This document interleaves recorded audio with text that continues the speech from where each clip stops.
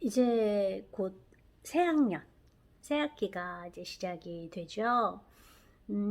이제 올해 초등학교 혹은 유치원 새로 입학하는 자녀를 두신 분들은 좀 이런저런 걱정이 좀 있으실 거예요.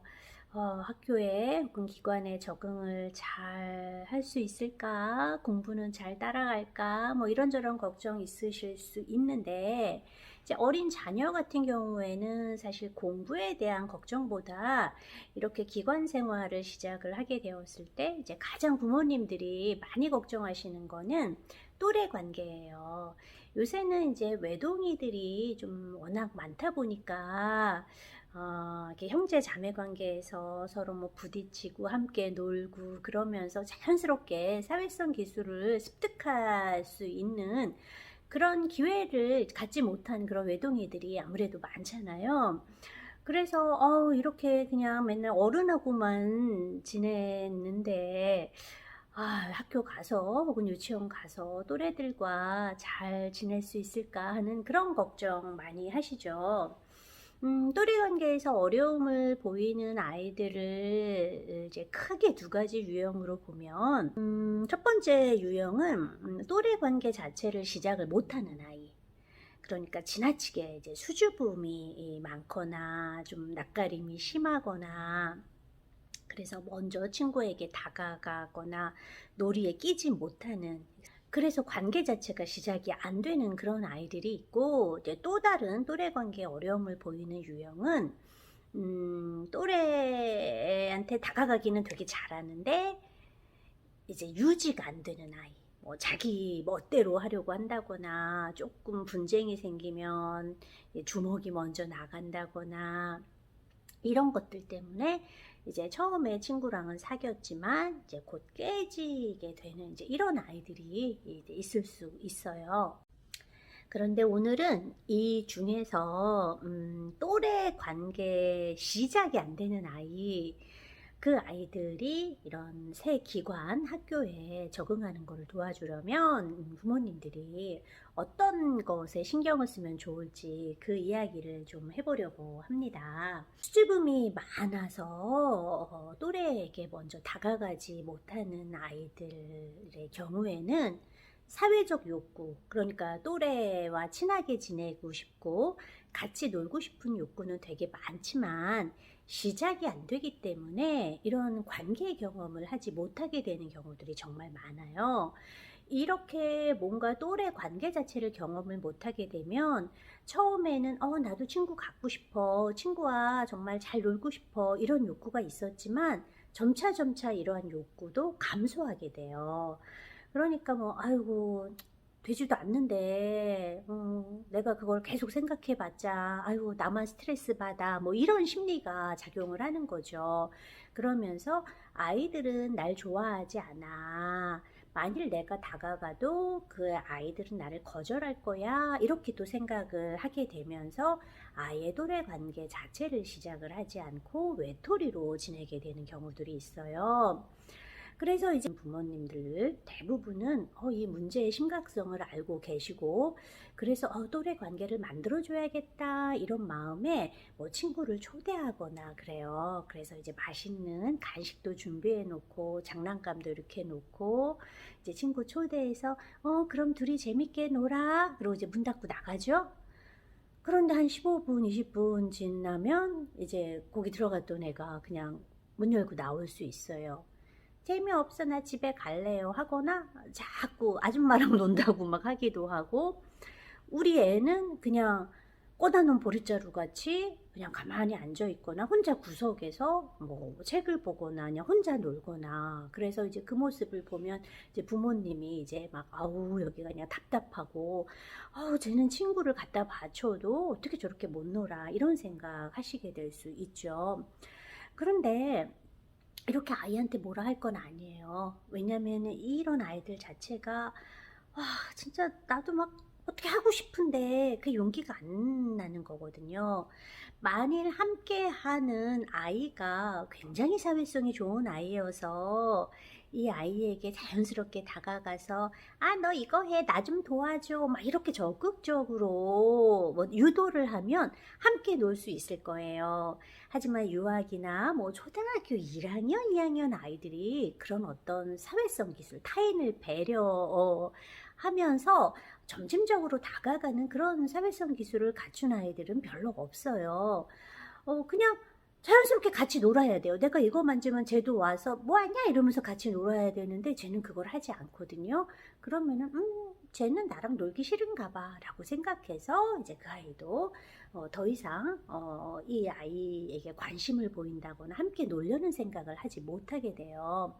그러니까 우리 아이가 어떤 또래 관계를 시작을 하게끔 하려면 부모님은 어떻게 해야 되냐? 처음에는 조금 개입을 해 주셔야 돼요. 어떤 친구를 한 명 우리가 이렇게 잘 살펴봐서 좀 괜찮네, 우리 아이랑 친구 만들어주면 좋겠다라고 생각한 아이가 있어서 뭐 그 아이 부모님한테 접근을 해서 집에 초대하는 것까지 성공을 했다. 그러면은 그때는 이 아이와 우리 아이가 함께 놀 수 있는 그런 기회를 내가 조금 만들어줘야지, 조금 중재를 해줘야지, 이런 마음을 갖고 하셔야 돼요. 그냥 맛있는 간식만 주고 장난감만 준비하는 거로는 안 된다라는 거죠. 그래서 놀이를 할 때 처음에는 함께 껴서 놀아주세요. 수줍음이 많고 조금 낯선 거 조금 두려워하는 아이는 그래도 자기에게 가장 친숙한 상대인 엄마가 있기 때문에 좀 처음엔 주저주저 하겠지만 그래도 엄마 옆에서 놀이를 시작하게 될 거예요. 그럼 어머님이 이제 딱 가운데 딱 자리 잡고 앉아서 이 아이 둘이 짝이 되게 만들어주거나 같은 편이 되게 해주거나 뭐 게임이나 이런 거를 할 때 혹은 어떤 활동 과제를 할 때도 둘이 함께 할 수 있게끔 그렇게 이제 잘 유도를 하는 거예요. 그래서 이제 둘이 함께 이렇게 뭔가를 하고 같은 편이 되고 뭐 이렇게 하게 되면은 이제 이때 이제 부모님의 멘트가 아주 중요하세요. 뭔가 둘 사이가 좀 되게 친밀한 것 같아. 너네 둘은 좀 잘 맞는 것 같아. 이런 분위기를 이제 멘트로 다 날려주셔야 된다는 거예요.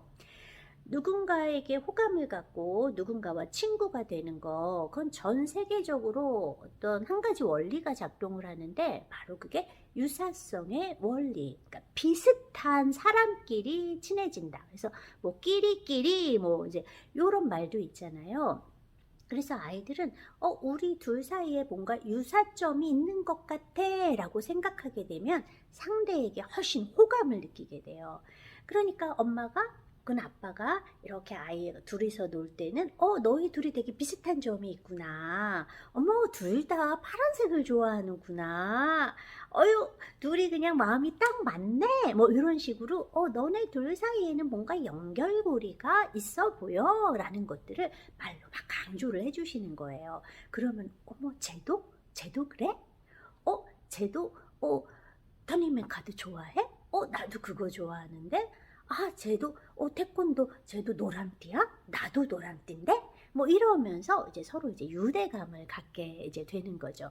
그런 식으로 이제 처음에 부모님이 조금 더 아이들이 관계를 시작할 수 있도록 그렇게 만들어 주시는 거, 요거를 좀 수줍음이 많고 또래 관계 시작 자체가 안 되는 아이들을 자녀로 두셨다면 꼭 명심하셔야 돼요. 그래서 첫날은 이렇게 부모님이 중간에서 중재자 역할을 해서 어찌어찌 해서 그래도 기분 좋게 놀이 끝났고 이제 빠이빠이 하면서 이제 끝났어요? 집에 갔어요, 걔는? 자, 그리고 일주일에 걔를 다시 만나면 우리의 반응이 어떤가요? 모른 척하는 경우들이 되게 많아요. 그래서 걔는 오히려 누구야? 라고 오는데 우리가 고개를 싹 돌리게 될 수 있죠. 그럼 이제 부모님은 왜 쌩까냐 뭐 이런 생각 드실 수 있는데, 쟤를 싫어하나 뭐 이런 생각 드실 수 있는데, 사실 그거는 약간 불안하기 때문이에요. 뭔가 이렇게 아는 척을 하고 막 이러는 것도 굉장히 긴장되는 거라서 그냥 그 순간을 회피를 하게 되는 거죠. 그래서 우리가 이 아이를 친구를 사귀게 해주려면은 너무 띄엄띄엄 만나면은 친해지는데 시간이 너무 오래 걸려요. 그래서 우리가 좀 한 아이를 찍었다 그러면은 뭐 일주일에 한 2번 정도는 만나서 함께 놀이할 수 있는 시간 갖게 해줘야죠. 그래서 처음에 놀고 두 번째 만났을 때는 뭐 한 10분, 15분 대면 하다가 또 그 다음에 만났을 때는 좀 이 대면 하는 시간이 점차 이렇게 줄어들고, 그래서 나중에는 그 친구 보자마자 아 누구야 이렇게 하는 날이 올 거거든요. 그래서 그렇게 될 때까지 좀 더 꾸준히 어떤 또래 관계를 유지시켜주는 이제 그런 노력도 하셔야 돼요.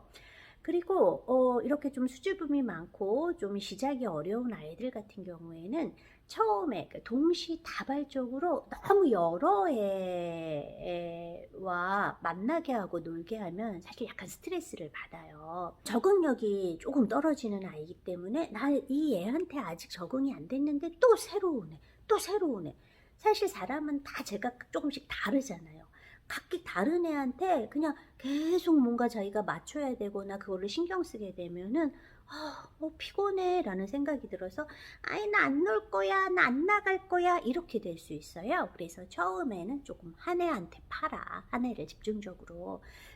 그래서 그 아이와 어느 정도 익숙해지고 편해지게 되면 그때는 조금 더 다른 아이 시도하고 이런 식으로 이렇게 늘려 나가시면 좋아요. 이렇게 동시에 여러 명을 하는 거는 별로 좋지 않지만, 그렇다고 해서 너무 하나이하고만 계속 붙어 지내게 하는 것도 조금 어려움이 있어요. 너무 하나에게만 집착을 하게 되는 일이 있고 걔에게 굉장히 많이 의존하게 될 수 있거든요. 그래서 그 친구가 결석을 한다거나 그렇게 되면 아무것도 하지 못하게 될 수 있기 때문에 우리가 이 아이와, 그러니까 단짝이라는 개념은 뭐 이 7세 뭐 초1, 2 다 생기는 거니까 단짝 친구라는 거는 만들어주지만 이해하고만 얘한테만 집착하고 둘만 이렇게 꽁냥꽁냥 하는 게 아니라 다른 아이들과도 긍정적인 관계를 형성할 수 있도록 그렇게 그런 기회를 주시고 개입을 해주시는 거 필요하세요. 수줍음이 많고 조금 적응력이 조금 떨어지고 관계 시작이 어려운 아이라면 지금 이 기간 동안, 그러니까 아직 계약하기 전에, 입학하기 전에 이 기간 동안 조금 더 친하게 지낼 수 있는 친구를 만들어 놓는 건 정말 정말 중요해요. 그래서 학교를 갈 때, 유치원을 갈 때 자기와 그 잘 알고 있는 자기가 좋아하는 친구 손을 잡고 함께 등교하거나 등원하게 되면 훨씬 더 새로운 기관에 대한 적응이 좋아질 수 있거든요. 그래서 좀 또래 관계에 조금 어려움을 갖는 아이라면 지금 이 2월달, 3월 시작하기 전에 그런 부분보다 신경 많이 쓰셔서 도와주시면 아주 좋을 것 같아요.